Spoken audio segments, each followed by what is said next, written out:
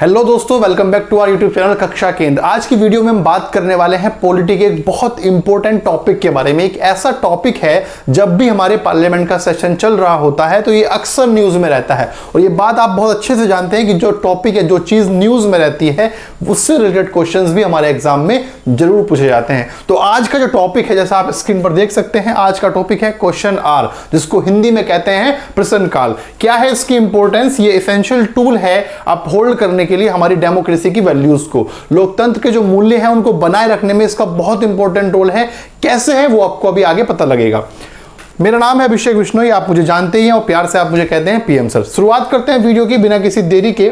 सबसे पहले आपको ये जानना जरूरी है, व्हाई दिस वीडियो, ये वीडियो आखिर आपको देखनी ही क्यों है।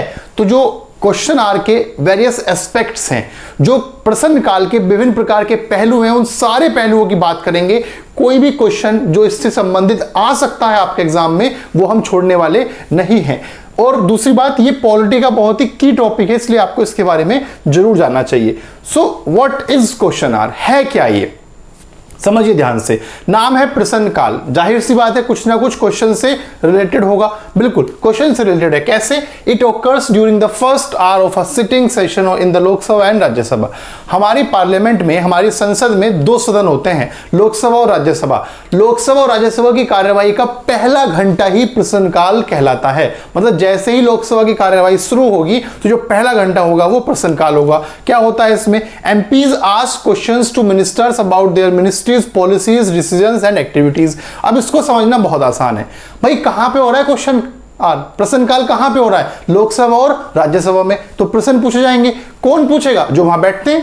भाई हम और आप तो वहां बैठते नहीं है, वहां कौन बैठता है? क्वेश्चन आर करने के लिए, प्रश्न पूछने के लिए वहां कौन बैठता है? तो लोकसभा और राज्यसभा में बैठते हैं मेंबर ऑफ पार्लियामेंट, एमपीज। वो क्वेश्चन पूछेंगे। अब वो किससे पूछेंगे? क्वेश्चन किससे पूछा जाता है? क्वेश्चन पूछा जाता है किसी जिम्मेदार व्यक्ति से। तो पार्लियामेंट में जिम्मेदार व्यक्ति कौन है? पार्लियामेंट के प्रति जिम्मेदार कौन है? पार्लियामेंट के प्रति जिम्मेदार होती है हमारी काउंसिल ऑफ मिनिस्टर्स, मंत्री परिषद। तो ये सारे क्वेश्चन एमपीज यानी मेंबर ऑफ पार्लियामेंट पूछते हैं मंत्रियों से।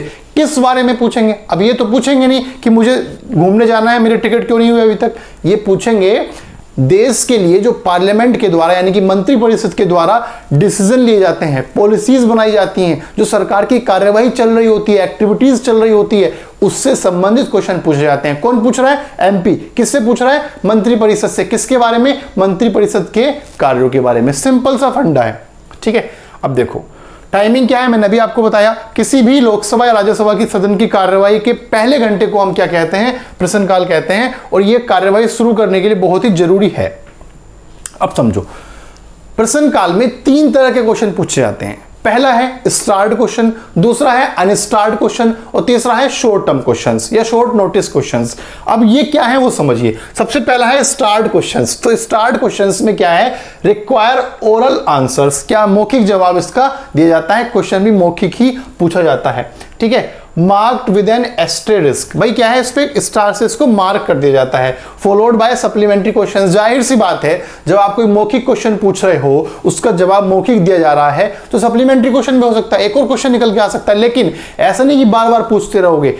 एक क्वेश्चन के मंत्री के द्वारा एक क्वेश्चन का मंत्री जी के द्वारा जवाब दिए जाने के बाद एमपी सिर्फ दो सप्लीमेंट्री पूछ सकता है। मतलब मंत्री जी ने जवाब दिया, आप एक क्वेश्चन और पूछ लोगे, आपको लगा अभी कुछ और बच रहा तो एक और पूछ लोगे, उससे ज्यादा सप्लीमेंट्री क्वेश्चन नहीं पूछे जाएंगे। और क्या है? नोटिस पीरियड देना पड़ता है। ऐसे नहीं कि कभी भी खड़े हुए पूछ लिए। 15 दिन से कम से कम नोटिस पीरियड वहां पे होता है। टाइप 2 क्या है क्वेश्चन का? अनस्टार्ट क्वेश्चन, जैसा मैंने आपको बताया।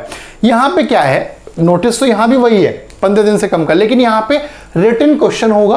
पहले से क्वेश्चन देना पड़ेगा और उसको रिटन ही हमें आंसर मिलेगा, जो टेबल पर रख दिया जाएगा, सदन के पटल पर रख दिया जाएगा। और ये अर्जेंट मैटर से रिलेट करता है, जाहिर सी बात है अर्जेंट मैटर से रिलेट करेगा।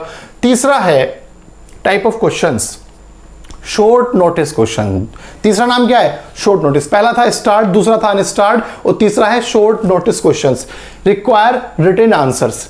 अब इसमें समझो, इसका जो क्वेश्चन है वो ओरल होता है। इसका क्वेश्चन ओरल होता है। नोटिस दिया आपने, 10 डेज का नोटिस हो सकता है इसमें, लेकिन इसका जो आंसर है वो क्या होगा? रिटन होगा। सप्लीमेंट्री इसमें अलाउड नहीं होंगे, अर्जेंट मैटर का होना चाहिए। खास बात शॉर्ट नोटिस क्वेश्चंस की ये है कि इसको स्पीकर कौन होता है? लोकसभा के अध्यक्ष या राज्यसभा के सभापति, वाइस प्रेसिडेंट या जो भी आसन पर है, वो इस टाइप के क्वेश्चंस को, किसको, शॉर्ट नोटिस क्वेश्चंस को तभी कंसीडर करेंगे, तभी अलाउ करेंगे पूछने के लिए जब जिस मिनिस्ट्री से, जिस मंत्रालय से संबंधित है उसके मंत्री ने अपना कंसेंट, अपनी सहमति दे दी हो आंसर करने के लिए, तब ये अलाउ किया जाता है। ऐसे नहीं कि कोई भी खड़ा और पूछ ले व्हाई दिस कोलावेरिटी, ऐसा कुछ नहीं है, ठीक है। अब देखो इंपॉर्टेंस ऑफ क्वेश्चन आवर्स तो हम समझेंगे, उससे पहले समझ लो ये जो क्वेश्चंस हैं इनको रिकॉर्ड में रखने के लिए पेपर्स होते हैं और उन पेपर्स का डेफिनेट कलर होता है। जैसे स्टार्ट क्वेश्चंस के ग्रीन कलर के पेपर होते हैं, अनस्टार्ट क्वेश्चंस के व्हाइट कलर के होते हैं, और जो ये शॉर्ट नोटिस क्वेश्चंस थे इनको लाइट पिंक कलर्स के पेपर में रखा जाता है। तो ये भी एक व्यवस्था है, अलग अलग कलर के अलग अलग क्वेश्चंस होंगे। इंपॉर्टेंस ऑफ क्वेश्चन आर क्या है, ये इंश्योर करता है अकाउंटेबिलिटी गवर्नमेंट की। जाहिर सी बात है गवर्नमेंट की जिम्मेदारी को इंश्योर क्यों करवाएगा, अब गवर्नमेंट अपने मन से करती रहेगी तो अकाउंटेबिलिटी तो होगी नहीं, इसलिए विपक्ष क्वेश्चन पूछ के, एमपीज क्वेश्चन पूछ के उसकी जिम्मेदारी को निश्चित करते हैं, ठीक है।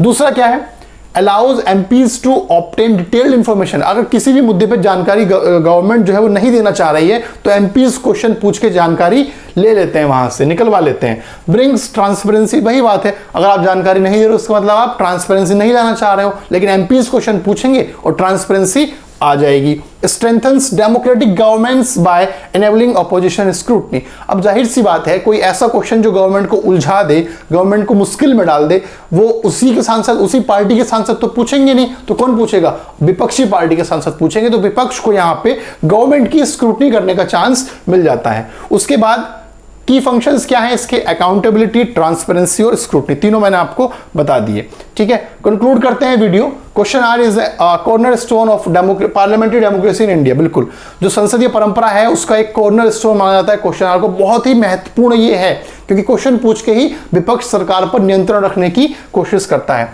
ये फोस्टर्स क्या करता है, मजबूत करता है ट्रांसपेरेंसी, अकाउंटेबिलिटी और इन्फॉर्म्ड डिसीजन मेकिंग। मतलब जो डिसीजन गवर्नमेंट ले रही है उससे सांसदों के द्वारा देश की जनता को पता लगता है। ये सुनिश्चित करता है कौन, हमारा प्रश्न काल की व्यवस्था। किसी और देश में नहीं है, भारत में ही पाई जाती है। उसके अलावा पावरफुल टूल है इंश्योर करने के लिए government remains answerable to people. ये बिल्कुल सही बात है। तो वीडियो कैसी लगी ये आपको बताना है 1 to 10 की रैंकिंग पर, और उसके बाद हमारी नेक्स्ट स्लाइड में क्या है, what should be the next topic, अगला टॉपिक क्या होना चाहिए, कमेंट करके बताओ। कोई भी कमी लगी हो तो कमेंट जरूर करें, अच्छी लगी हो तो शेयर करना अपने दोस्तों के साथ, उनको भी पता लगना चाहिए कि कैसे प्रश्न काल की व्यवस्था चलती है हमारी संसद में। इसी के साथ आपके लिए एक special thank you very much.